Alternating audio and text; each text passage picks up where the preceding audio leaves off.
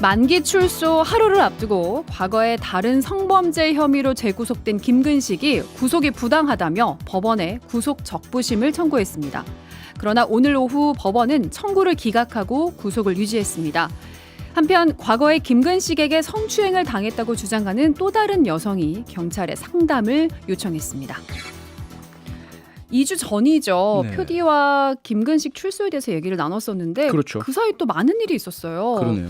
김근식이 16년 전에 저지른 또 다른 아동 성범죄 혐의가 드러나면서 출소 하루 전에 구속이 됐는데 네.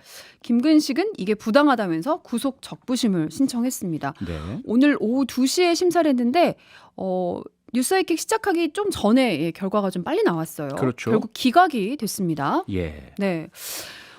근데 김근식이 굳이 이렇게 구속 적부심을 청구했다는 건 네. 뭔가 본인의 추가 범죄 혐의에 대해서 인정도 안 하고 반성도 안 하고 있는 거 아닌가 이런 생각이 좀 들어요. 뭐 그런 부분도 있을 수 있고요. 다른 차원으로 보자면 김근식도 대한민국 국민이고 네. 형사 피의자니까 기본적인 권리를 행사했다 이렇게 볼 수도 있죠. 네. 그런데 뭐 수사나 법조 전문가들 종사자들은 다 이건 뭐 의미 없는 청구다.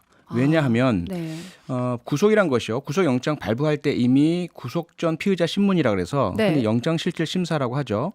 판사가 피의자 이야기도 듣고 검찰 이야기도 듣고 그래서 영장 발부를 결정을 합니다. 네. 그렇게 해서 발부된 건데 발부된 이후에 적부심을 신청할 때는 원래는 그때 발부할 때와 달라진 사정 변경이 있을 때 신청을 하는 거예요. 네. 그때는 이러이러해서 발부하셨지만 지금 제가 그때와는 달리 피해자와 합의를 했고 혹은 뭐 공탁금을 걸었고 또는 사실관계에 그전과 다른 것이 나타났고 이러니까 청구합니다. 이래야 사실 구속적부심의 의미가 있는 거거든요. 네. 그런데 김근식은 전혀 어떤 변경도 없는데 다시 신청한 거죠. 그래서 기각은 불보듯 뻔했고 누구나 네. 얘기는 하고 있었다. 네. 이렇게 말씀드리겠습니다. 그 과정을 또 지켜보니까 또 어제 검찰청 국정감사에서도 김근식의 구속영장 청구가 쟁점이었는데 네. 민주당에서는 그동안 미성년자 성폭력 사건을 제대로 처리하지 않다가 주민들의 반발이 커지니까 출소 직전에 이제 부랴부랴 갑자기 구속영장을 청구한 거 아니냐 이런 지적을 했더라고요. 네. 물론 이제 김근식 출소를 앞두고 많이 좀 불안하셨던 분들한테는 다행이다라는 생각을 많이 하실 텐데 그래도 네. 이렇게 진행되는 게 이례적이라는 지적이 많던데요. 표디는 어떻게 보세요? 이례적인 건 맞죠. 네. 우선은 새로운 범죄도 아니고 과거에 있었던 범죄들인데 그때 발견하지 못하고 기소하지 못했던 것을 이제 출소 직전에 다시 입건을 하고 네. 영장을 청구한다는 것은 사실 보기 드문 이례적인 것은 맞고요. 네. 그리고 경찰에서는 이미 몇 개월 전에 이미 이 사안에 대해서 피해자의 신고를 접하고 수사를 거쳐서 혐의를 확인을 하고 검찰에 송치했던 사안이다 보니까 네. 왜 그때 바로 그러면 김근식이 이미 형기를 남기고 있을 때 그때 다시 재기소를 하지 않았느냐 왜 이제 와서야 여론이 네. 들끓으니까 하느냐 이런 이제 지적인 거죠. 네네. 타당한 지적이라고 생각이 되고요. 하지만 아마 검찰도 항변할 부분이 있을 겁니다. 네. 그것이 시간이 좀 필요했다. 수사를 하고 증거를 확보하고 그래서 입건하고 영장을 청구하기 위해서 그런 충분한 그런 증거 확보를 위해서는 필요했던 것이다. 뭐 이렇게 항변할 수도 있겠죠. 네. 검찰에서는 다음 달 초쯤에는 재판에 넘겨질 거다 이렇게 얘기를 하고 있는데요. 네. 그런가 하면 이번 구속과는 또 별개로 추가 피해 사례가 나왔어요. 네. 한 여성이 어린 시절 김근식으로 추정되는 사람에게 성추행을 당했다 이렇게 예. 경찰에 상담을 했다고 하는데 아직 뭐 정확하게 사실관계는 확인된 건 없지만 네.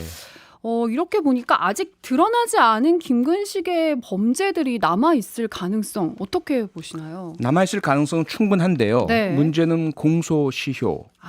네. 우리가 이제 2013년 법 개정을 통해서 13세 미만 아동 대상 성범죄는 공소시효가 없어졌습니다. 네. 그래서 만약에 15년 전 체포되기 전에 김근식이 만약에 13세 미만 아동 대상 성범죄가 또 있다면 아마 그것이 확인된다면 다시 기소하고 또 장기간 수감할 수 있겠지만 그건 상당히 어렵지 않겠는가 싶고요. 네. 다른 청소년 범죄 같은 경우에는 성인된 이후부터 다시 공소시효가 시작이 되거든요.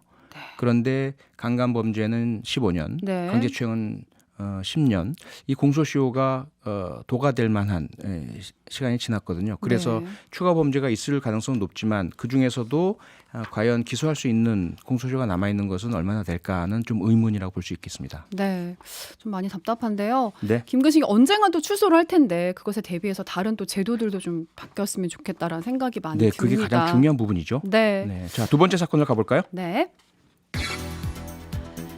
검찰 스폰서로 알려진 사업가가 공무원에게 뇌물을 줬다고 검찰에 자수했지만 사건이 묻혔다는 주장이 나왔습니다. 사업가 김 씨는 2016년 공무원 2명에게 1억 원을 넘게 줬다고 자수했으나 사건 관계자들이 무혐의 처리된 건데요. 이에 검찰은 수사를 안 한 게 아니라 원칙대로 처리했다고 반박했습니다. 자, 사업가 김 씨가 지난 2016년 고교 동창인 부장검사에게 금품과 향응을 제공한 스폰서 혐의로 실형을 받았던 사업가인데 네. 당시 언론 보도도 굉장히 많이 나왔었죠. 그랬습니다. 네. 네. 그런데 검찰이 김 씨의 횡령 혐의를 조사하던 과정에서 공무원에게 뇌물을 줬다는 자백이 있었는데 예. 이걸 검찰이 제대로 수사하지 않았다는 게 김 씨의 주장입니다. 네. 효리는 이 사건 어떻게 보세요? 이 사건 뉴스타파가 기획 연속 네. 보도를 해서 자세하게 아마 찾아보시면 좀 나와 있습니다. 사건 내용이요. 네. 그런데 좀 의아하죠. 뇌물을 줬던 자백, 자기에게 불리한데 왜 했을까? 근데 거기엔 이유가 있습니다. 뭐냐면 이 횡령 혐의로 수사를 받는데 횡령한 돈을 어디에 썼느냐? 그렇죠. 그걸 이제 뇌물로 준 것이거든요. 네. 근데 그 당시 이걸 이야기하지 않으면 횡령으로 처벌받고 나중에 또 뇌물 공여 혐의 또 처벌받고 이럴까봐 한 번에 최소한의 네. 형을 받기 위해서 자백을 했는데 검찰이 자기 자백을 받아주지 입건하지 않은 거죠. 네, 예. 싹 빼버리고 네. 횡령 혐의만 기소하는 것을 보고 이건 뭔가 좀 이렇게 된 거죠. 이상하다라고 생각을 하신 거죠. 그 이면을 보니까 앞서 말씀하신 김모 부장검사 네. 의 어떤 스폰서 그가 받은 뇌물 이 부분이 또 드러날까봐 검찰이 제19 감사기 검찰의 치부를 드러내지 않기 위해서 네. 이 뇌물죄 자체를 어떤 은폐했다 이런 네. 주장인 거죠. 네네. 상당히 일리가 있는 주장으로 보이고요. 우선 검찰에서는 조사했는데 혐의가 없다더라라고 그냥 넘어갈 게 아니고요. 자세하게 제대로 이 사건에 대해서 왜 입건을 하지 않았는지 과연 이러한 뇌물 공유했던 자백 자체가 왜 근거가 없는 것인지 이걸 밝혀내지 않는다면 철저한 수사를 통해서 이 사건에 대해서 다시 한번 필요한 뇌물 수수 공무원들에 대해서 처벌할 수 있는 그런 노력을 해야 될 겁니다. 네. 지금 이 스폰서 김 씨는 경찰에 다시 자수를 했고요. 네. 또 관련 검사를 공수처에 고발하겠다 이렇게 밝혔는데 예. 앞으로 수사가 좀 제대로 잘 이루어지길 좀 지켜보겠습니다. 그렇습니다. 네. 사실 이게 좀 검찰로서는 자존심 상해야 할 부분입니다. 네. 검찰이 그동안 뇌물 등 그런 수사에 있어서 많이 해왔는데도 이렇게 불신을 받고 있다는 거, 또 경찰에 고발을 했다는 거, 네. 꼭 진실 밝혀지기 바라겠습니다. 오늘 여기까지 하죠. 시간이 벌써 다 됐네요. 네. 지금까지 수고 많으셨고요. 사건 IT 김유리였습니다. 네, 다음 주 수요일에 봬요. 네, 감사합니다. 평일 저녁 6시 5분에 여러분을 찾아갑니다. MBC 라디오 표창원의 뉴스 하이킥.